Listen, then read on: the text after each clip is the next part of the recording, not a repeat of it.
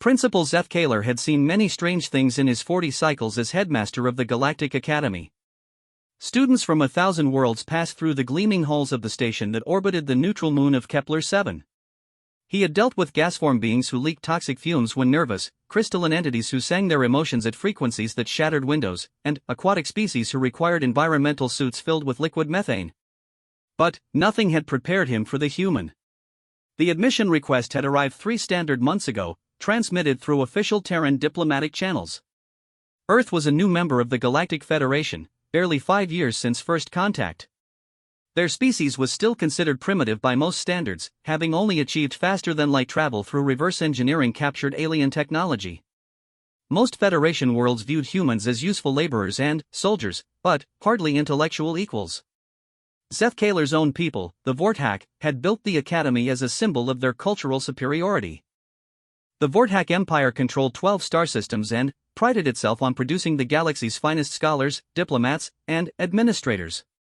The Academy accepted only the most promising young beings from across known space. In its 300-year history, no human had ever applied.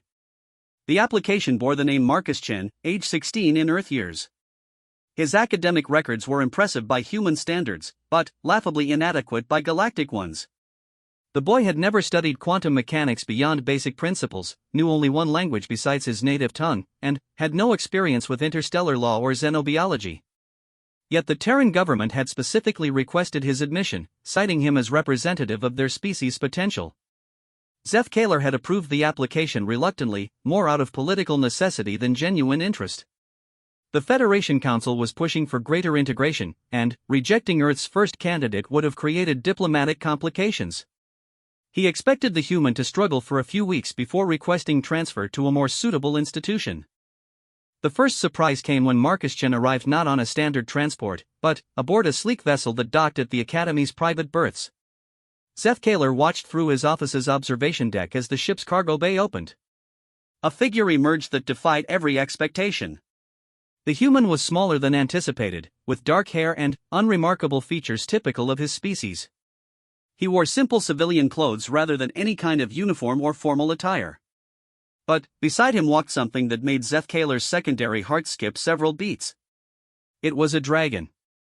Not a metaphorical dragon, not some alien species that resembled the mythical creatures from various cultures. This was a genuine, breathing dragon from Earth's ancient legends made manifest. It stood nearly 3 meters tall at the shoulder, with scales that shifted between deep emerald and gold in the station's artificial lighting. Its wings were folded against a serpentine body that stretched over 8 meters from snout to tail. Intelligent yellow eyes surveyed the docking bay with obvious intelligence. Zeth Kaler had studied human mythology during his preparation for the boy's arrival. Dragons were supposed to be fictional creatures, symbols of power and wisdom in their ancient stories. Yet here was one, very real, very much alive, casually following the human student toward the academy entrance. The principal's communication device chimed urgently. Reports flooded in from security stations throughout the academy.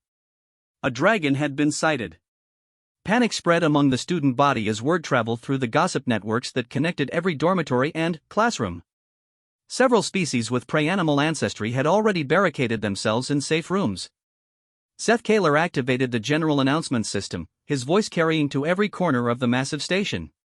Attention all students and faculty. We are aware of the unusual arrival. There is no immediate danger. All scheduled activities will continue as normal. Any student found spreading panic or engaging in discriminatory behavior will face immediate disciplinary action. He closed the channel and made his way quickly toward the main reception area. The human and his impossible companion would be there soon, and Zeth Kaler needed to understand exactly what kind of situation he was dealing with. The reception hall was one of the Academy's most impressive spaces, designed to showcase Vorthak architectural brilliance to visitors from across the galaxy. Crystalline columns supported a vaulted ceiling that displayed real-time images of the cosmos beyond the station. Floating platforms carried students and faculty between different levels, while holographic displays provided information in hundreds of languages. Marcus Chen stood in the center of it all, looking remarkably calm for someone who had just caused the biggest disruption in Academy history. The dragon lay beside him with the casual dignity of a house cat, seemingly unbothered by the chaos its presence had created. Students pressed against windows and railings on the upper levels, staring down at the impossible sight. Zethkaler approached carefully, flanked by 2 security officers whose confidence was clearly shaken. The Vorthak were a tall species, standing over 2 meters when fully upright, but the dragon made even them seem small by comparison. "Welcome to the Galactic Academy," Zethkaler said in standard Federation common, his voice carrying the formal tones expected of his position. "I am Principal Zethkaler. You must be Marcus Chen." The human smiled, an expression that Zethkaler had learned indicated friendliness among their species. "Yes, sir. Thank you for accepting me here. This is my friend, Ember." The dragon's great head turned toward the principal, and, for a moment, those ancient yellow eyes seemed to look directly into his soul. When it spoke, its voice resonated with harmonics that made the crystalline pillars ring softly. "I greet you, Principal Zethkaler of the Academy. I am Ember, last daughter of the mountain clans of Earth. I come as friend and protector to Marcus Chen, with the blessing of both our peoples." Several of the security officers took involuntary steps backward. In the 300 years of the Academy's existence, no student had ever arrived with a bodyguard, much less one that could incinerate the entire station with a breath. More concerning was the dragon's obvious intelligence and articulation. This wasn't some trained animal or exotic pet. This was a sentient being with its own agenda. "I'm afraid there has been some misunderstanding," Zethkaler said carefully. "The Academy's enrollment is restricted to students only. While we respect your friendship with Marcus, we cannot accommodate additional residents without proper documentation and approval." Marcus Chen's expression didn't change, but something shifted in his posture that made him seem suddenly older than his 16 years. "Principal Zethkaler, I think there might be some confusion about what Earth's membership in the Federation actually means. We didn't join as a client species looking for charity. We joined as equals, with our own culture, laws, and customs." The human gestured toward his companion. In human culture, dragons are symbols of wisdom, power, and protection. "Ember isn't my pet or my servant.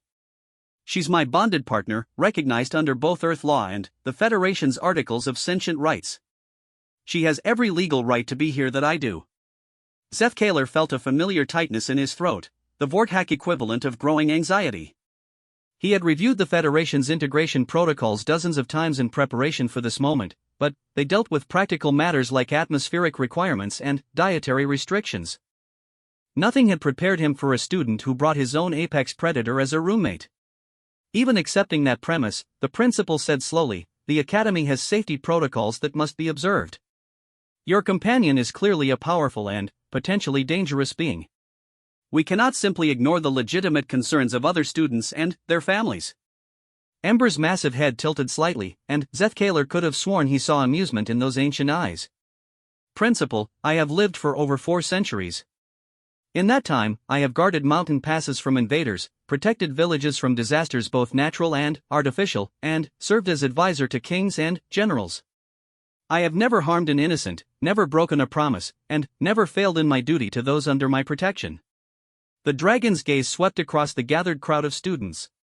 "I understand that my presence causes fear among those who do not know me. This is natural and expected. But I am here not as a threat to your academy, but as its newest guardian. Any who would harm Marcus Chen or any other student under my protection will find me a most dedicated opponent." A new voice cut through the tension from somewhere in the crowd above them. "Is that thing really going to be living in the dorms?" The question came from a cluster of Altarian students on one of the upper platforms. Altarians were among the galaxy's most advanced species, their blue-skin forms enhanced with biomechanical implants that increased their already impressive intellectual capabilities. They had little patience for primitive species and made no effort to hide their disdain. Marcus Chen looked up toward the speaker, his expression still calm but his voice carrying clearly through the hall. "Her name is Ember, and, yes, she'll be staying in whatever accommodations the Academy provides. If that makes you uncomfortable, you're welcome to request a room change." One of the Altarians, distinguished by the silver neural interface crown that marked him as exceptionally gifted, laughed with obvious derision. "Accommodations? What kind of accommodations does the Academy provide for livestock?" The temperature in the hall dropped several degrees in the span of a heartbeat. Ember rose to her full height, wings partially unfurled, and every student in sight suddenly remembered that they were in the presence of a creature that could reduce the entire station to molten slag. Her voice, when it came, was like distant thunder.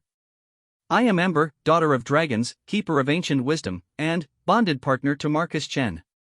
I am not livestock, child of circuits and metal. Choose your next words with greater care."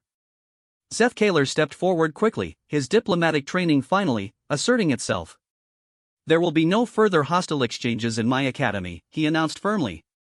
"All students will treat each other and their companions with respect, regardless of species, origin, or personal beliefs. This is not a request." He turned to Marcus and Ember, his mind racing through possible solutions. "There are guest quarters in the diplomatic wing that could be modified to accommodate your partner's unique requirements. The rooms are larger and have direct access to observation decks where she could exercise without disturbing other students." Marcus nodded gratefully. "That sounds perfect, thank you. Ember doesn't need much space, but she does like to look at the stars." The dragon's great head dipped slightly in what might have been a bow. "Your consideration is appreciated, Principal. I will endeavor to be a positive addition to your academy's community." As the crowd began to disperse and normal activity slowly resumed, Seth Kaler found himself studying the unlikely pair with new interest. The human boy showed no signs of nervousness or uncertainty despite being surrounded by species far more advanced than his own. The dragon displayed a combination of ancient wisdom and genuine courtesy that put many of his faculty members to shame. Perhaps this wouldn't be the disaster he had initially anticipated. Perhaps there was more to humans than the galaxy had yet realized. Perhaps there was more to friendship than he had ever understood. Only time would tell, but Seth Kaler had the distinct feeling that Marcus Chen and Ember were going to change the academy in ways no one could possibly predict. Whether those changes would be for better or worse remained to be seen, but they would certainly not be boring. As he watched the human and dragon make their way toward the diplomatic wing, flanked by nervous but professional staff members, the principal made a mental note to review the academy's emergency protocols. Something told him they were going to need updating very soon.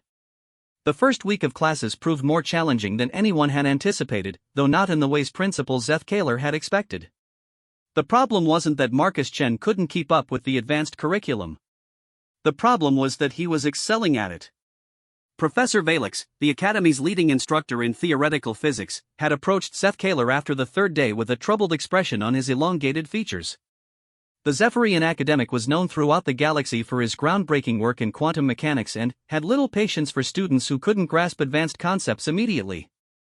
"Principal, we need to discuss the human," Valix said, settling his mantis-like frame into one of the chairs facing Seth Kaler's desk. "His mathematical foundations are surprisingly solid, but his approach to problem-solving is completely unorthodox. He's deriving solutions using methods I've never encountered." Seth Kaler leaned back in his chair, studying his colleague's expression. "Are his answers correct? That's what's troubling me. Not only are they correct, but, in several cases they're more elegant than the established proofs we've been teaching for decades." Yesterday, he solved the quantum entanglement problem using what he called intuitive visualization rather than standard mathematical frameworks. The solution was brilliant, but I have no idea how he arrived at it. This was the opposite of the reports Seth Kaler had expected. According to the initial assessments, human cognition was limited by their reliance on linear thinking and emotional decision-making. They were supposed to be handicapped by their lack of enhanced neural processing and their species' relatively short evolutionary timeline. "What does he say when you ask him to explain his methods?" the principal inquired. Professor Valix's mandibles clicked together in agitation. "He says he visualizes the problems as physical systems he can manipulate. When I pressed him for more detail, he suggested I talk to Ember about it. Apparently, the dragon has been helping him develop these techniques." Seth Kaler felt his secondary heart skip again. The dragon had been present at several lectures, lying quietly in the corner while Marcus attended classes. Most faculty members had assumed she was simply waiting for her human companion, like an unusually large and exotic pet. The possibility that she was actively participating in the educational process hadn't occurred to anyone. "Has anyone actually spoken with Ember about academic matters?" Seth Kaler asked. "That's the other thing," Professor Valix continued. "Several of my colleagues have tried to engage her in conversation after classes. She's unfailingly polite, but she deflects most questions about her knowledge or background. However, yesterday Professor Thrain mentioned a problem he was having with some crystalline growth equations, and Ember made what she called a small suggestion. His equations have been running flawlessly ever since. The principal made a decision that would have seemed impossible just a week earlier. Schedule a meeting with both of them. I think it's time we had a more comprehensive discussion about exactly what we're dealing with. The meeting took place in Conference Room 7, the Academy's most spacious formal meeting area. Even so, Ember's presence filled the room with an aura of ancient power that made the advanced holographic displays and floating furniture seem somehow inadequate. Marcus Chan sat comfortably in one of the adjustable chairs, looking completely at ease despite being surrounded by some of the galaxy's most distinguished educators. Thank you both for coming, Zeth Kaler began formally. We wanted to discuss your progress and unique situation in more detail. Ember's great head turned toward him with obvious interest. We are pleased to participate in this conversation, Principal. Marcus has been enjoying his classes immensely, and I confess that I have found the Academy's educational environment quite stimulating after so many centuries. Professor Valix leaned forward eagerly. Centuries? How many centuries, if you don't mind me asking? I have lived for 437 of your standard years, Ember replied calmly. Though time flows differently for dragons than for most species. We measure our lives in ages rather than individual years.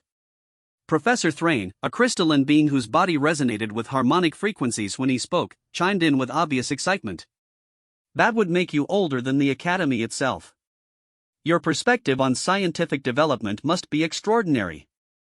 Ember's eyes seemed to twinkle with amusement. I have watched many civilizations rise and advance. Each species brings unique insights to the greater understanding of the universe. Humans, for example, have a gift for seeing patterns that others miss. They think in ways that are both intuitive and creative, unburdened by the assumption that complex problems require complex solutions. Marcus smiled at his companion. Ember has been teaching me to see mathematics as a living thing rather than abstract formulas. When you understand that quantum particles behave like a dance instead of an equation, the solutions become obvious. Professor Valix's compound eyes focused intently on the human. But that's impossible. Quantum mechanics requires precise mathematical frameworks to maintain accuracy. Intuitive approaches lead to errors and approximations. Do they? Marcus asked quietly. He gestured toward the room's holographic display system. May I? At Seth Kaler's nod, Marcus activated the display and called up a complex quantum entanglement problem from Professor Valix's advanced curriculum. The traditional solution filled the air with intricate mathematical proofs spanning multiple dimensions of holographic space. This is the established method, Marcus said, indicating the floating equations. It's mathematically sound and reaches the correct conclusion. But watch this. He cleared the display and began to build a new representation of the same problem. Instead of equations, he created what looked like a three-dimensional dance between particles represented as points of light. His hands moved through the holographic space, adjusting relationships and interactions with fluid grace. Quantum entanglement isn't really about mathematics, Marcus explained as he worked. It's about relationship. These particles aren't separate entities following separate rules. They're parts of a single system that exists across multiple dimensional planes simultaneously. The display showed the entangled particles as threads of light that stretched across space, pulsing in perfect synchronization despite the distance between them. As Marcus manipulated the visualization, the same solution that had required pages of complex mathematics became self-evident. The answer isn't something you calculate, Marcus continued. It's something you see when you understand what's really happening. Professor Valix stared at the display in stunned silence. The solution was not only correct but had been derived in a fraction of the time required by traditional methods. More importantly, it provided insights into the underlying nature of quantum mechanics that pure mathematics couldn't offer. This is remarkable, the professor admitted reluctantly. But how did you develop this visualization technique?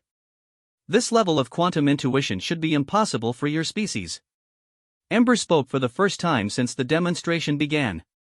Dragons see the universe differently than most species, Professor. We perceive the connections between things rather than focusing on the things themselves. I have been sharing these perceptions with Marcus, and he has learned to translate them into human understanding. Professor Thrain's crystalline body resonated with harmonics that indicated deep thought. You're describing a form of enhanced consciousness that we've theorized about but never observed. The ability to directly perceive quantum relationships without technological assistance. All consciousness is enhanced when it learns to see clearly, Ember replied diplomatically. Humans have this capacity naturally. They simply haven't been encouraged to develop it. Your educational systems focus on information transfer rather than perception enhancement. Seth Kaler found himself reconsidering everything he thought he knew about human capabilities. Are you suggesting that all humans could learn to think this way? Marcus shrugged casually. I don't know about all humans, but probably most of them. We're good at pattern recognition and creative problem solving when we're not told that everything has to be done a certain way. Amber just helped me trust my instincts instead of second-guessing them. The implications were staggering. If humans could routinely develop enhanced quantum perception, their potential contributions to galactic science and technology would be far greater than anyone had imagined. More troubling for someone like Seth Kaler was the realization that the Academy's traditional teaching methods might actually be hindering students rather than helping them. Would you be willing to work with our faculty to develop these techniques for other students? The principal asked carefully. Ember and Marcus exchanged a look that spoke of deep communication beyond words. Finally, Ember nodded slowly. We would be honored to share what we have learned, the dragon said formally. Though I should warn you that not all species will find these methods comfortable. Many advanced civilizations have trained themselves to think in ways that make intuitive perception more difficult. Professor Valix clicked his mandibles thoughtfully. Are you saying that technological enhancement might actually limit cognitive development in some areas? I'm saying that every tool has a cost, Ember replied gently. When you enhance your ability to process information quickly, you sometimes lose the ability to perceive information deeply. Both approaches have value, but they lead to different types of understanding. Over the following days, word spread through the Academy that something remarkable was happening in the quantum physics laboratory. Students from various species began requesting permission to observe Marcus Chen's problem-solving sessions. Some came out of curiosity, others out of skepticism, but none left unchanged. The human's ability to visualize complex scientific concepts in simple, intuitive ways challenged fundamental assumptions about intelligence and learning. Even more intriguing was watching him work with Ember, the two of them communicating in ways that transcended language and seemed to approach true telepathic understanding. But not everyone was pleased with these developments. A group of Alterian students, led by the Silver Crown individual who had initially mocked Ember, began organizing what they called academic integrity sessions.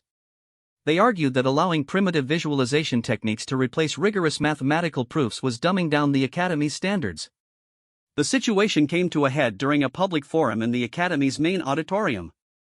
The chamber was packed with students and faculty from across the station, all eager to witness what had become the most controversial debate in the institution's history.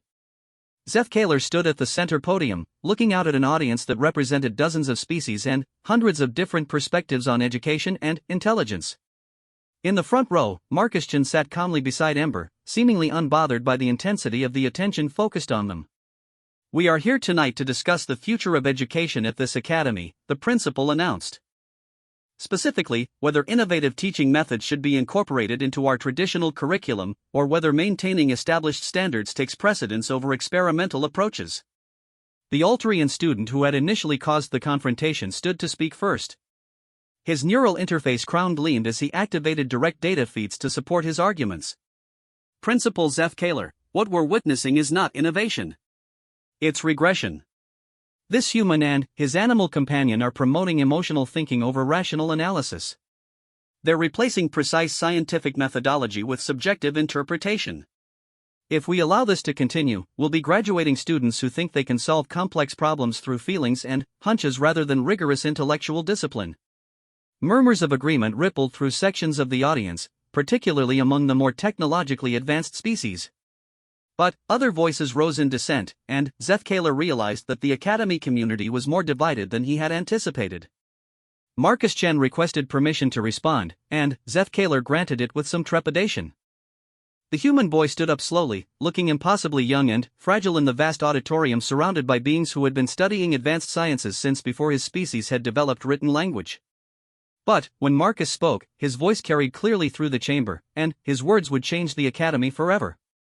Marcus Chen stood before the assembled crowd with the same calm confidence he had displayed since his arrival. The silence in the auditorium was absolute, every being present focused intently on the young human who had become the center of the academy's greatest controversy. "I want to tell you about the day I first met Ember," Marcus began, his voice carrying easily through the vast chamber. "I was 12 years old, hiking alone in the mountains near my home. I had gotten lost and was starting to panic when I found a cave to shelter in for the night." He paused, looking toward his companion. Ember lay coiled in the space beside the front row, her ancient eyes reflecting the auditorium's lighting like pools of liquid gold. "I woke up to find her watching me. A dragon, just like in all the old stories. I should have been terrified, but instead I felt recognized.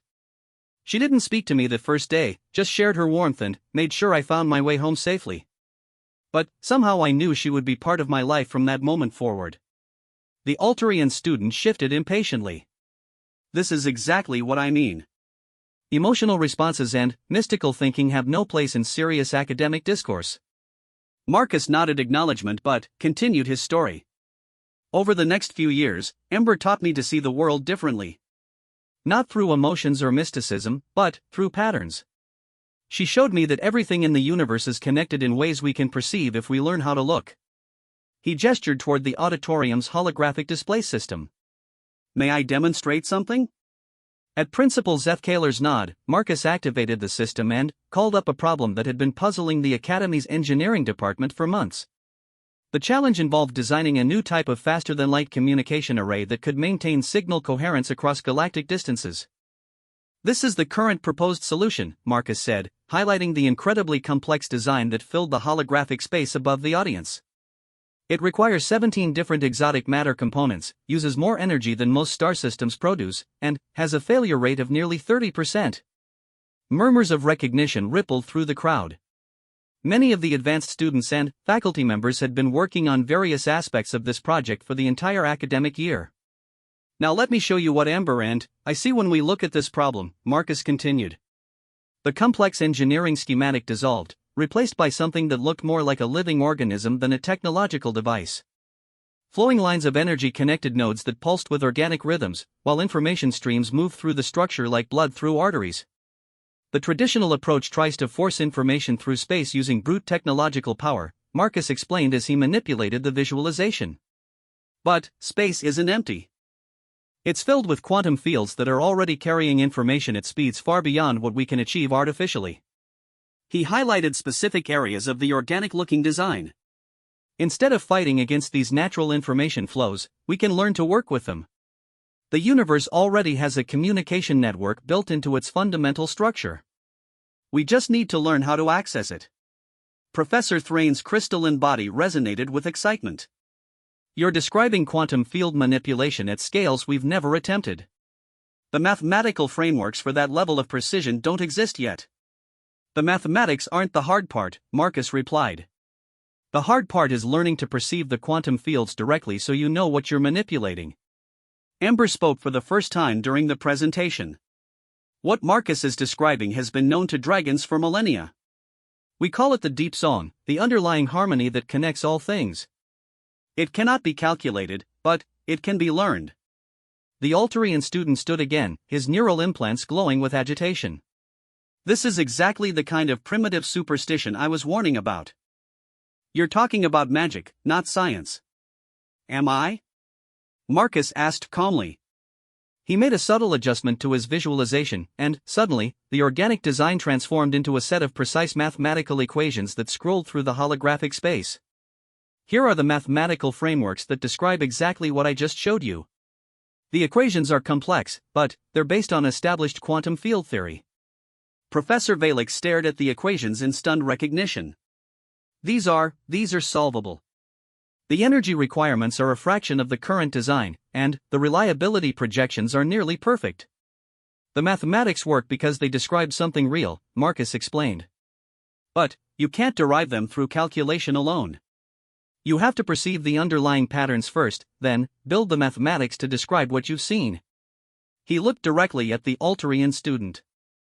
You're absolutely right that feelings and hunches aren't good enough for serious scientific work.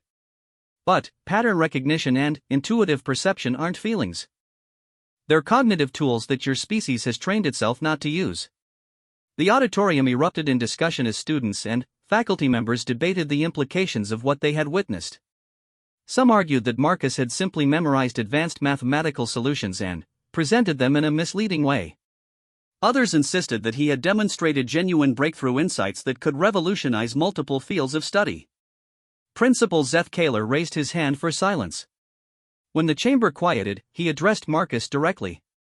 You've shown us remarkable capabilities, but our critic raises a valid point. How can we verify that your methods produce reliable results rather than occasional lucky guesses? Marcus smiled. That's easy. Test us. I beg your pardon? Give Ember and me problems that haven't been solved yet. Real challenges that your best students and faculty members have been working on without success. If our methods only work sometimes, that will become obvious very quickly. The principal looked toward his senior faculty members, who were engaged in intense whispered discussions among themselves. Finally, Professor Valix stepped forward.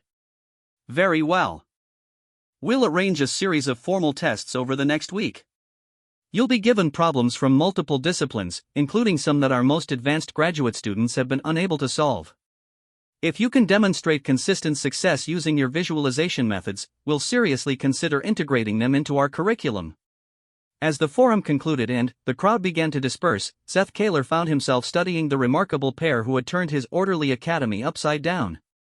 The dragon and the human moved together with an unconscious coordination that spoke of deep partnership, but it was more than that. Watching them, the principal began to understand something about friendship that he had never grasped before.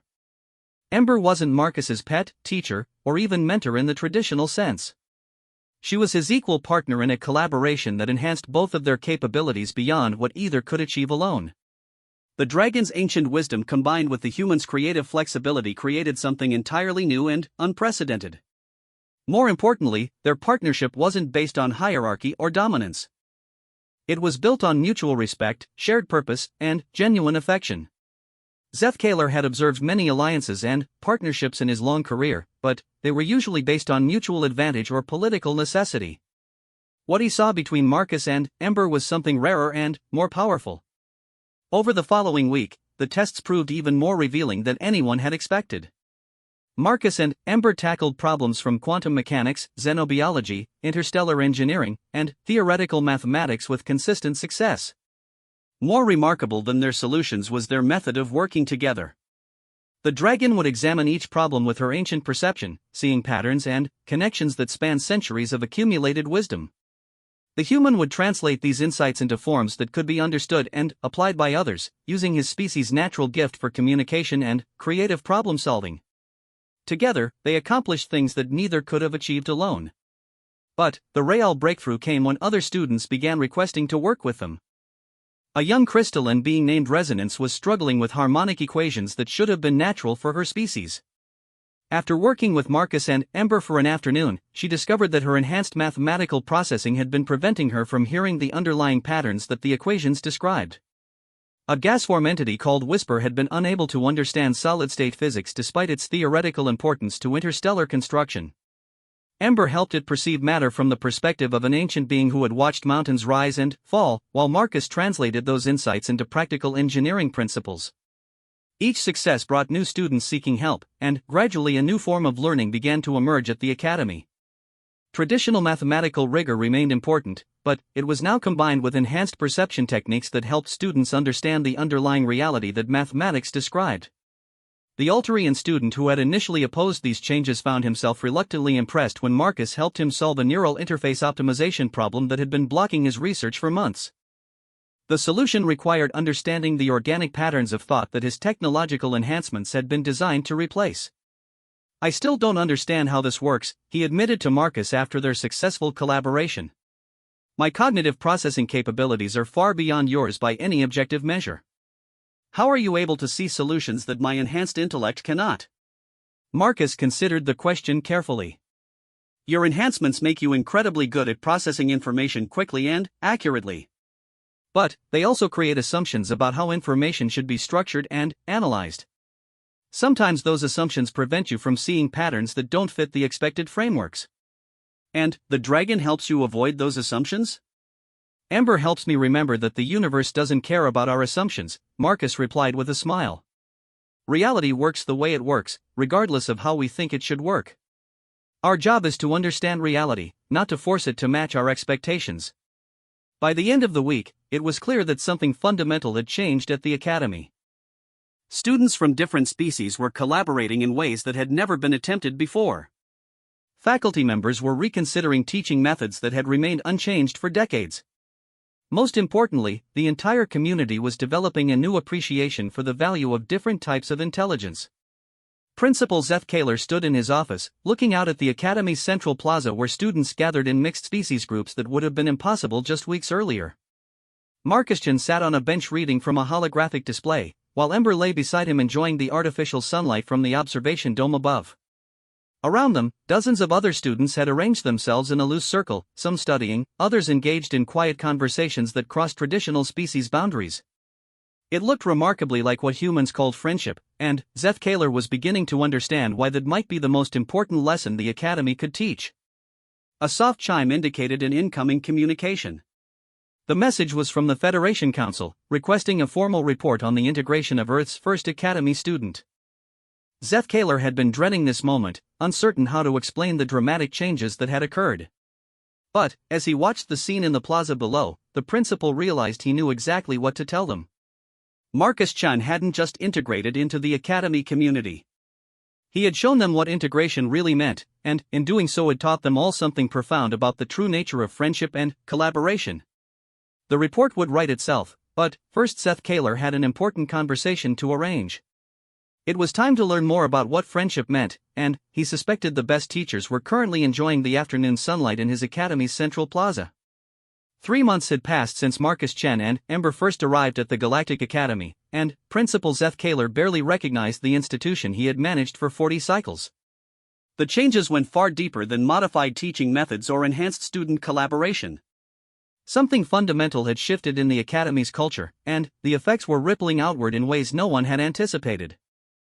The morning briefing from his administrative staff painted a picture that would have seemed impossible just weeks earlier. Academic performance was up across all species and disciplines. Student satisfaction surveys showed record high scores. Most remarkably, the Academy's waiting list had grown to unprecedented levels as word spread throughout the galaxy about the innovative educational approaches being developed there. But it was the personal transformation that impressed Zeth Kaler the most. Students who had previously struggled with isolation and academic pressure were now thriving in collaborative environments that celebrated different types of intelligence. Faculty members who had taught the same courses for decades were rediscovering their passion for education as they learned to integrate intuitive perception with analytical reasoning. The latest example stood before him now in his office. Professor Kethmori, one of the Academy's most distinguished xenobiology instructors, had requested a private meeting to discuss what he called unprecedented developments in his advanced students. "Principal, I need to show you something remarkable," the elderly Zelrani said, his pale blue skin shimmering with the bioluminescent patterns that indicated intense excitement. "Yesterday, my students were working on a classification problem that has puzzled xenobiologists for over 50 years. The Helix Nebula contains organisms that seem to violate several fundamental principles of evolutionary biology." Professor Kethmori activated the holographic display in Zeth Kaler's office, showing images of bizarre crystalline creatures that existed in the vacuum of space around a distant star system. These beings appear to reproduce through quantum entanglement rather than any known biological process. They seem to share consciousness across multiple individuals, and they can manipulate matter at the molecular level without any obvious energy source. The principal studied the images with interest.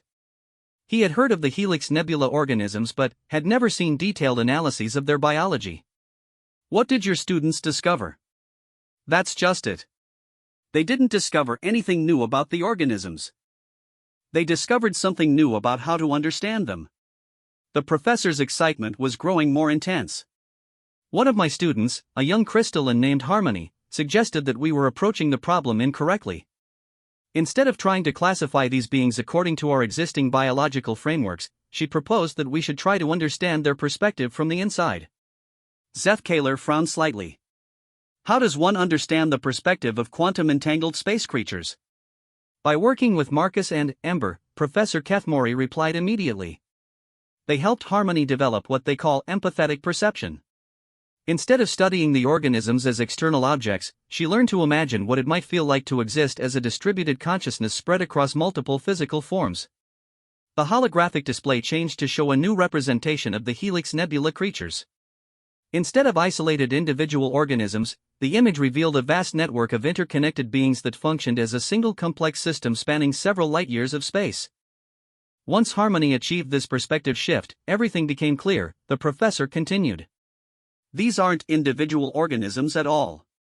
They're specialized cells in a single massive entity that exists on a scale we had never considered. Their reproduction, consciousness sharing, and matter manipulation all make perfect sense when you understand that they're parts of a unified being rather than separate creatures. The implications struck Zeth Kaler immediately. If that's correct, then, first contact protocols for the Helix Nebula would need to be completely reconsidered.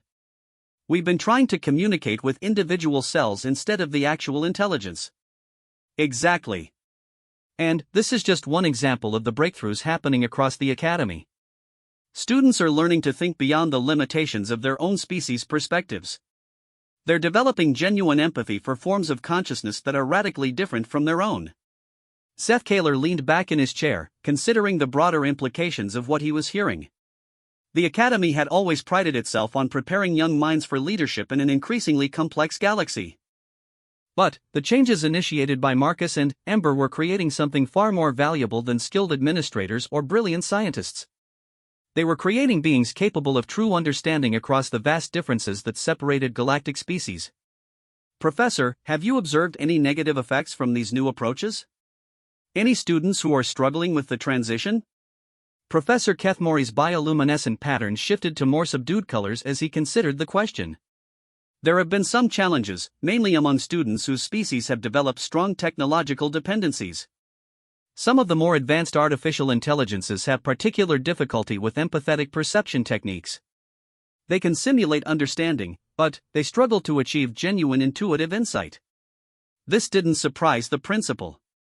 He had noticed that the Academy's AI students often excelled at information processing but had trouble with the pattern recognition exercises that Marcus and Ember taught. It suggested interesting questions about the relationship between artificial and organic consciousness. What about the Alterian students? I know some of them were initially resistant to these methods. Most of them have adapted remarkably well, the professor replied. Their neural enhancements actually make them quite good at empathetic perception once they learn to access their underlying organic consciousness. The student who initially opposed Marcus most strongly has become one of his most dedicated collaborators. A communication alert interrupted their conversation. Zeth Kaler's assistant informed him that he had an urgent call from Federation headquarters. The principal excused Professor Kethmori and accepted the transmission, wondering what new crisis might be developing.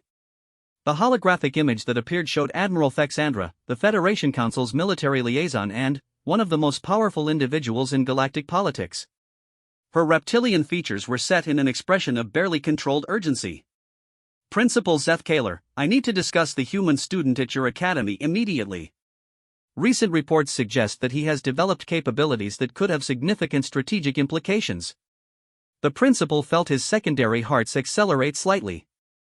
Admiral, Marcus Chen is an excellent student, but I'm not sure what strategic implications you're referring to. We've been monitoring communications from your academy, and it appears that this human and his dragon companion have been solving problems that our best military scientists haven't been able to crack. Faster-than-light communication arrays, enhanced perception techniques, breakthrough insights into alien psychology. These capabilities could revolutionize everything from interstellar warfare to diplomatic negotiations. Zeth Kaler chose his words carefully. Marcus and Ember have certainly contributed to our academic programs, but they're students, not weapons developers. Their focus has been on education and collaboration, not military applications. Admiral Thexandra's expression hardened. Principal, we live in a galaxy where knowledge is power, and power determines survival. If Earth has developed new capabilities through this dragon partnership, the Federation needs to understand and potentially control those developments. Control? The word sent alarm signals through every aspect of Zeth Kaler's being. Admiral, these are students at an academic institution. They're here to learn, not to be controlled or exploited. That may be your perspective, Principal, but my responsibility is galactic security. I'm ordering a full assessment team to your academy to evaluate the strategic implications of these developments. They'll arrive within 3 standard days. The transmission ended abruptly, leaving Zeth Kaler staring at empty air and feeling a growing sense of dread. In the months since Marcus and Ember's arrival, he had come to think of them not just as students but as catalysts for positive change throughout the academy. The idea of military officials treating them as potential weapons or resources was deeply disturbing. He immediately contacted Marcus and Ember, requesting an urgent meeting in his private office. When they arrived 20 minutes later, the principal explained the situation as diplomatically as possible. Marcus listened carefully, his expression growing more serious with each detail. Ember remained perfectly still, but her ancient eyes seemed to glow with an inner fire that suggested powerful emotions held carefully in check. "Principal Zeth Kaler," Marcus said quietly when the explanation was complete, "I appreciate you warning us about this. We knew that our presence here might eventually attract official attention, but we had hoped to have more time to establish positive relationships." Ember's voice resonated with harmonics that made the office's crystalline fixtures ring softly. Admiral Fexandra represents everything that is wrong with how galactic civilization approaches differences between species. She sees power to be taken rather than wisdom to be shared. What are your options? Zeth Kaler asked. Can you leave before the assessment team arrives? We could, Marcus admitted. But that would abandon all the progress we've made here. More importantly, it would abandon the friends we've made and the relationships we've built. The principal felt a strange warmth at hearing his academy referred to in terms of friendship and relationships. It was a perspective he would never have considered before Marcus and Ember's arrival, but it felt more accurate than any administrative description he had ever used. There might be another approach, Ember said thoughtfully. What if we give Admiral Fexandra exactly what she expects to see? Marcus looked at his companion with obvious curiosity. What do you mean? She expects to find weapons and strategic advantages. She expects to encounter a primitive human who has stumbled onto advanced capabilities through alien assistance. She expects to deal with beings who can be intimidated or controlled through threats and official pressure. A slow smile spread across Marcus's face as he began to understand. And what if we show her something completely different? What if we show her what friendship actually looks like? Ember replied. What if we demonstrate that true strength comes from collaboration rather than domination? What if we teach her the same lessons we've been sharing with the academy? Zeth Kaler stared at them both in amazement. In the face of potential military intervention and official persecution, they were proposing to respond with education and outreach. It was either the most naive approach he had ever encountered, or the most sophisticated. "You're talking about trying to change the mind of one of the galaxy's most powerful military leaders," he pointed out. Admiral Fexandra didn't reach her position by being susceptible to new ideas or alternative perspectives. "Every being is capable of growth and change," Marcus replied confidently. "Sometimes the most rigid minds just need the right teacher to help them see clearly." Ember's great head nodded slowly. "I have lived through the rise and fall of many civilizations, Principal. The ones that survive and thrive are those that learn to value cooperation over conquest. Perhaps it's time someone taught that lesson to the Federation's military leadership." Over the next 3 days, the Academy underwent careful preparation for the arrival of the assessment team. But, instead of hiding their innovative programs or downplaying their achievements, Marcus and Ember worked with faculty and students to showcase everything they had learned about collaborative education and cross-species understanding. When Admiral Fexandra's ship docked at the Academy, she was met not by nervous administrators trying to control the situation, but by Principal Zeth Kaler accompanied by a diverse group of students who had volunteered to serve as guides and demonstrators. The Admiral's assessment team included military scientists, intelligence analysts, and security specialists who were clearly prepared to encounter resistance or attempts at concealment. What they found instead was complete transparency and enthusiastic cooperation from beings who seemed genuinely excited to share their discoveries. Marcus and Ember met with the Admiral in the Academy's Central Plaza, the same location where their friendship had first begun to transform the institution. Around them, students from dozens of species worked together on projects that would have been impossible before the development of enhanced empathetic perception techniques. Admiral Thexandra, Marcus said with genuine warmth, "Welcome to our academy. Ember and I are honored to meet you, and we're excited to show you what we've learned about the power of collaboration." The Admiral's reptilian features showed obvious confusion. This wasn't the defensive or fearful response she had expected. "Mr. Chen, I'm here to assess the strategic implications of the capabilities you and your companion have demonstrated. This isn't a social visit." Ember's voice carried the gentle authority of centuries. "Admiral, we understand your concerns about strategic implications.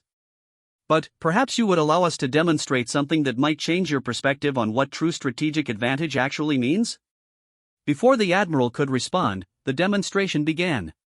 Students throughout the plaza started working together on a problem that had been specifically chosen for this moment, designing a defensive system that could protect inhabited worlds from natural disasters without requiring massive technological infrastructure. The solution that emerged wasn't based on weapons or force fields or advanced engineering.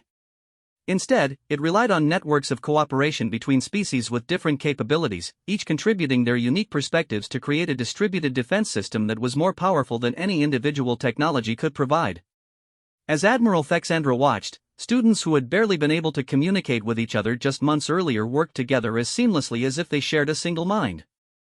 Their collaboration produced insights and innovations that none of them could have achieved alone, demonstrating strategic capabilities that went far beyond anything in the Federation's military arsenal. "This is impossible," the Admiral whispered as she watched a group of gasform beings coordinate with crystalline entities and AI constructs to solve problems that her own military scientists had been struggling with for years. "It's not impossible," Marcus replied gently. "It's just friendship. This is what happens when beings learn to truly understand and support each other rather than competing for dominance."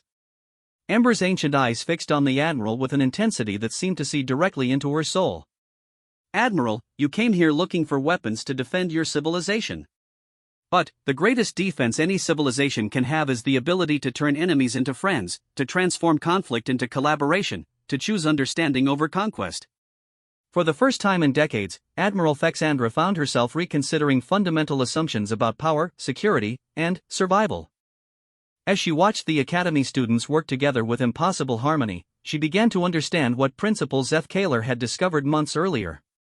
True strength didn't come from superior technology or military might. It came from the bonds between beings who had learned to see beyond their differences to the connections that made them stronger together than apart. It came from friendship. And, perhaps it was time the galaxy learned what friendship really meant.